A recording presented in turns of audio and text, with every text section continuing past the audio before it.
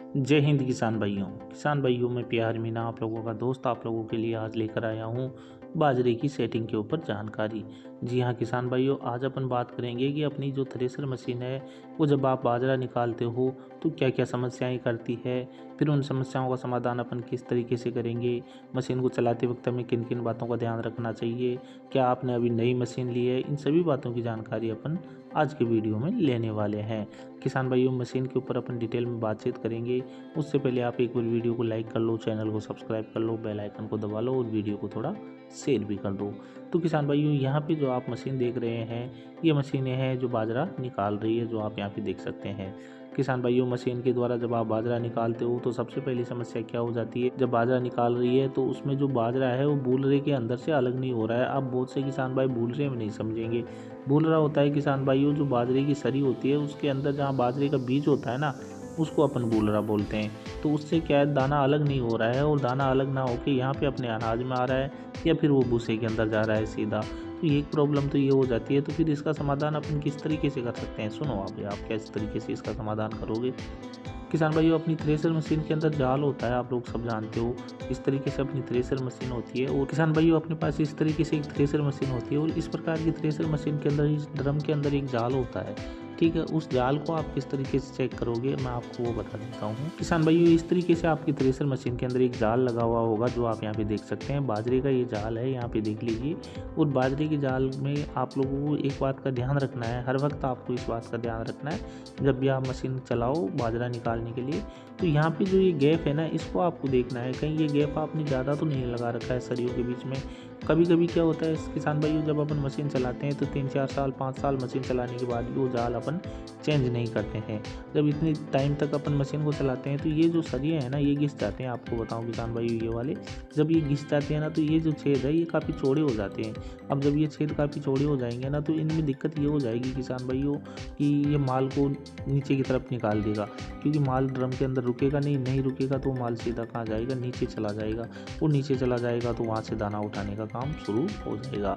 तो इस बात का ध्यान रखना है। अब आप पूछोगे कि सर जाल फिर किस तरीके से अपन बनवाएं, तो देखो जाल बनाने का एक सीधा सा तरीका आपको बता देता हूँ जो हर किसी के पास मिलेगा।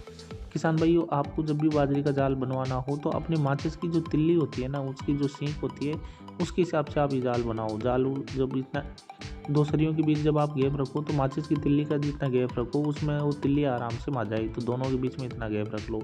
एक काम तो आप ये कर लेना, तो इससे क्या है आपका जाल अच्छी तरीके से बन जाएगा। फिर अगर आप लोगों की मशीन बूलरे में बाजरा बेच रही है तो आपको क्या करना है, यहाँ पे जो ये है ना एल्फर, ये एल्फर आपको नज़र आ रहे हैं, ये वाले यहाँ पे नज़र आ रहे हैं। तो इनका जो ये गैप है ना बीच वाला, यहाँ पे चेक नहीं करना है, यहाँ पे करना है आपको। ये जो गैप है ना ये आप कभी कभी क्या कर देते हो, 2 उंगली का कर देते हो, इसमें 2 उंगली में आ जाए 2 इंची का हो जाता है। और कभी कभी आप क्या कर देते हो, इसको बिल्कुल सटा के चलाते हो, तो ऐसा नहीं करना है।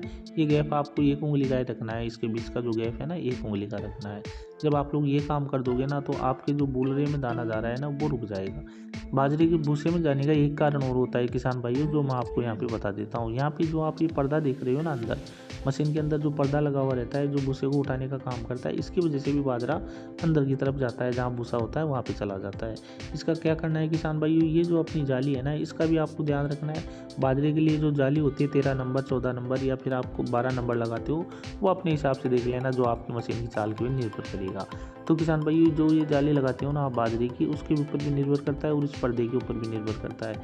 आप लोगों को ये पर्दा है ना जो बाजरा निकालते वक्त ज़्यादा ऊपर नहीं रखना है और ज़्यादा नीचे भी नहीं रखना है।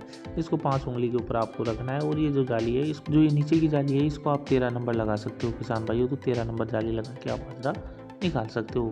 इस तरीके से जब आप बाजरा निकालोगे तो आपकी मशीन काफ़ी बढ़िया तरीके से आपको बाजरा निकाल के देगी किसान भाइयों। यहाँ पे अपन बाजरे की सेटिंग के बारे में संपूर्ण जानकारी आपको बता दी है।